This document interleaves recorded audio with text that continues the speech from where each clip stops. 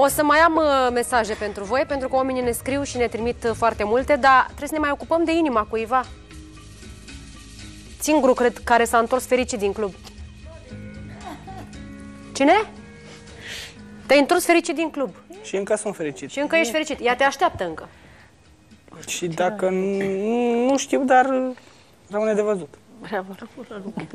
A fost... Păi, nu-ți doreai tu să pleci acasă, că te așteaptă ea aici, că te așteaptă aici în frig, în soare, aici... Și încă îmi doresc. Ca să te duci la ea? Da. Dar ea te așteaptă. Bine ar fi.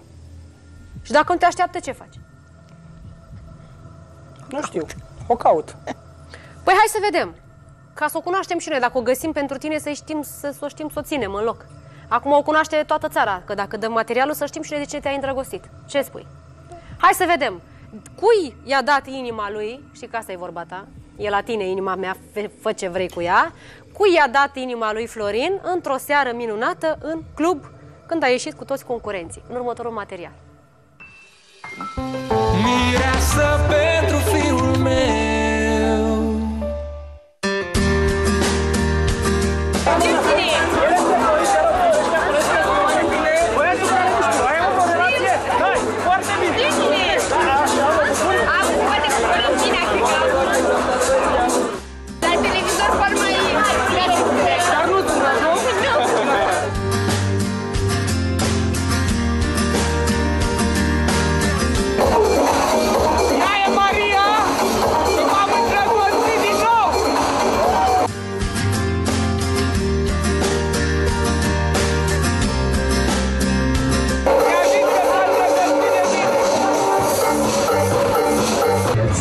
Salutare, Florin, ce faci? Salut! M-am îndrăgostit!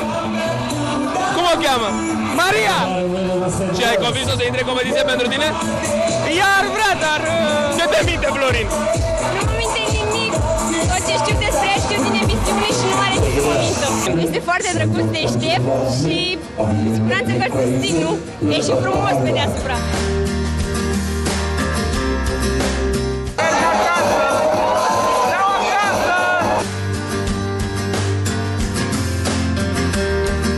Florin, pentru câteva secunde v-a lăsat singur și ce s-a întâmplat? Florin, dar nu e concurentă Casa Mireasă pentru fiul meu. Nu e nicio problemă. Ce-ți place la Florin? Absolut tot. În primul rând că mi se pare totul ideal. De ce spui asta? Nu știu, adică nu m-aș fi gândit în niciun caz la chestia asta. Ești fericit, Florin? Nu ar avea cum să nu-mi placă un băiat ca Florin. Am înțeles, ești fericit? Cel mai fericit în ultimele 7 luni de zile. Acum 6 ore erai trist. Acum 6 ore eram trist. Dar nu știam acum 6 ore ce e cu adevărat important. Cu această ocazie, chiar rog toți cei care țin cu mine să mă lase măcar o dată în viață să fiu și eu fericit și următoarea nominalizare, următoarea eliminare să fiu eu. Vrei să pleci acasă? Nu vreau să merg acasă, vreau să merg la ea. Ca o fel de activitate specială? Sau dacă se poate, chiar dacă se poate. Sau poate o chemăm pe Maria în competiție. Ar fi cel mai bine. Ai vrea să intri în competiție pentru Florin? Normal. Mireasă pentru fiul meu. Maria, Maria, ce nume frumos! Da, blonde n-avem. Poate de-aia nu te-ai îndrăgostit, să n-a fost să fie până acum, că sunt numai brunete aici. Te-ai îndrăgostit, dar n-a fost să fie, deci poate pentru că nu era blondă. Doamna Maria, vă place de Maria?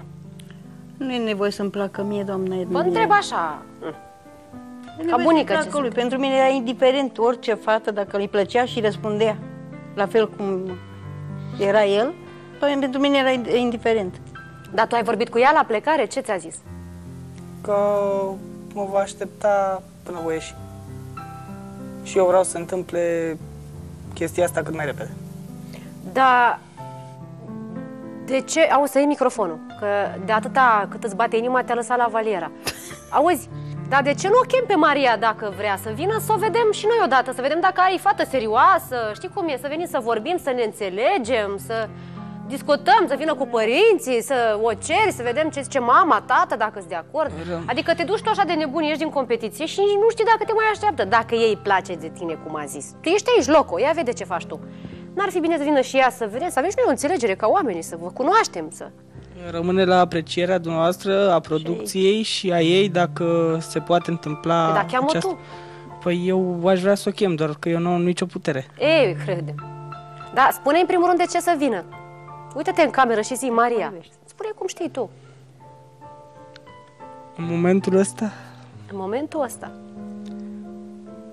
Maria, sincer, chiar te aștept și dacă tu vrei să vii, pentru mine te voi aștepta aici, iar dacă nu va Măi, fi să poete! fie, te voi căuta și în gaură de șarpe. Vino dacă vrei să vii, eu sunt aici, te aștept. Păi nici n-ai un să fugi, deci clar că ești aici. Așa știi tu să chemi o fată. Dă-i un motiv, ia-o puțin la coarda sensibilă. Adu-mi inima înapoi. Stai puțin. Băieți, sunteți gata? Dați groplan. Hai, 3, 2, 1.